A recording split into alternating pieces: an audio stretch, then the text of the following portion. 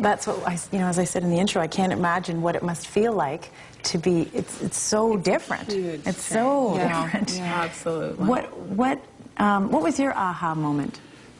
I had lots of them. I mean, I've always been struggling with my weight, so you just deal with it on a daily basis. Every once in a while, something particularly humiliating will happen, and it might give you the impetus to get started for a little while.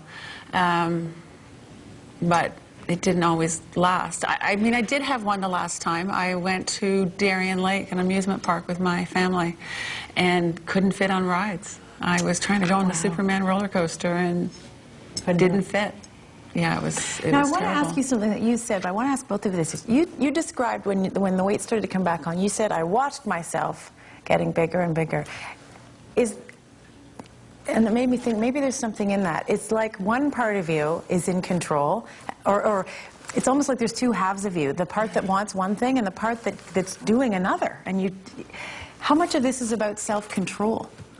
I think that's a big thing, self-discipline and self-control, just to make yourself stop going to the fridge. You sit there and you're thinking, I really want something to eat, but you get up and walk there and you think, no, I should have a glass of water instead. That's what they tell you at Weight Watchers, drink water if you're hungry. Mm-hmm. And I think, I don't want water, I want something to eat, and I just go and eat it. And it's just, you can stop yourself. You know you should, and you think, oh, I'll be all right. I'll skip something tomorrow, and it'll be okay tomorrow.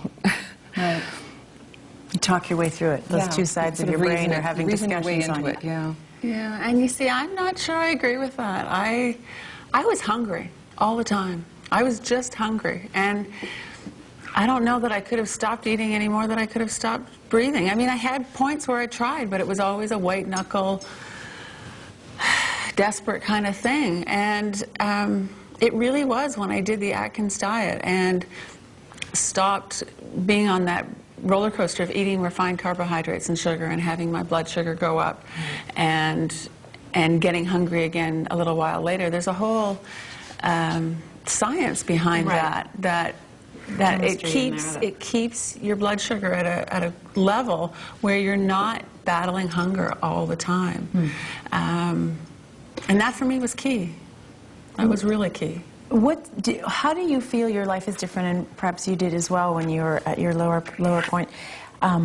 What's it like to be in a world where you are the exception? I mean, what's it like to be heavy in a thinner world? Well, it's not much fun socially. No. I found that when I went to parties, I'd sort of look around for the right chair to sit on. I'd want something that would not collapse, perhaps, but at least be able to get out of comfortably without someone having to pull me out. And when you go to theaters, you think, well, what are the seats going to be like? And one time I did get jammed into a theater. I couldn't get out. I couldn't budge. Nobody could get past me down the row, and it was so embarrassing they had to climb over me. But, little things like that will embarrass you, that you're always on your guard, where are you going to go and where are you going to sit?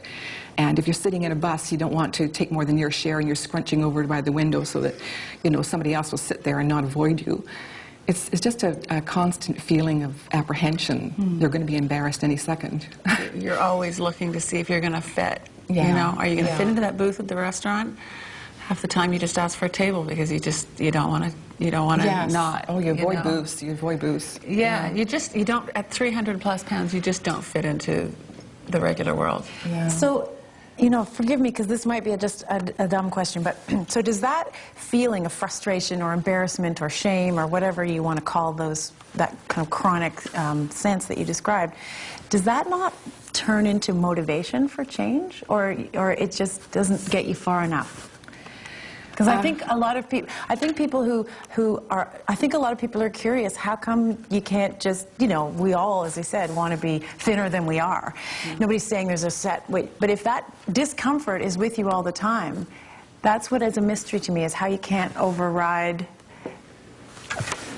the problem. It's a mystery to me, too. I mean, you learn to deal with it. It just becomes part of what you do. And I don't know why it doesn't. Well, this is a defensive thing. I think you think, well, if people can't like me for the way I am, too bad. This is the way I am, and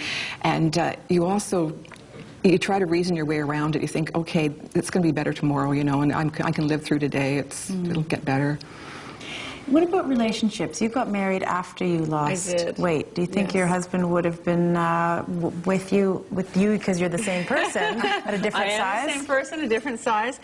We've talked about it. He's been very upfront about the fact that he probably wouldn't have looked at me twice at a heavier weight. I've been very upfront with him about the fact that I can't guarantee I'm never going to regain weight again. I mean, I'm doing everything I can to stay here, but it's always a danger for me. But he's been great. He's actually been a huge part of me staying where I am. He was an active guy, and when I started seeing him, I became more involved in an active lifestyle.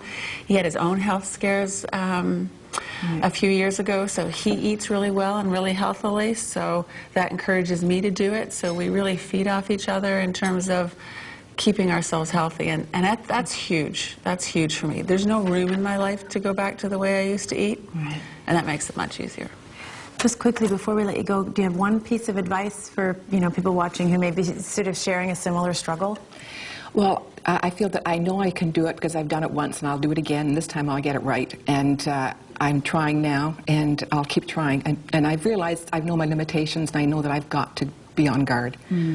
So don't give up. Yeah, don't give up. And that's the thing I was going to say, don't give up. I mean, keep trying different things. If Weight Watchers doesn't work, try something else. Just keep trying. Just keep trying. It can be done. It's not easy, but it can be done. Thank you so much for sharing your story so candidly. Good to talk with you. Thanks. Thanks for having me. Rosemary Anderson and Valerie Liberty are my guests today, and we'll be right back.